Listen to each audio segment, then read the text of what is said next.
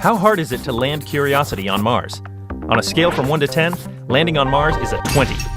Curiosity is the biggest, most capable Mars rover yet, and needs a new type of landing to reach the ground safely.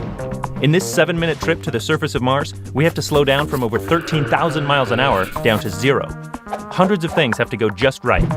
Curiosity must hit the atmosphere at just the right angle, endure extreme heat from friction as it descends through the atmosphere, open its parachute at just the right time, use radar to know exactly how high it is, free itself from the parachute, perfectly fire 8 rocket engines to slow final descent, drop down dangling on 4 cables, lock its wheels into place just before landing, and cut the cables right at the moment of touchdown.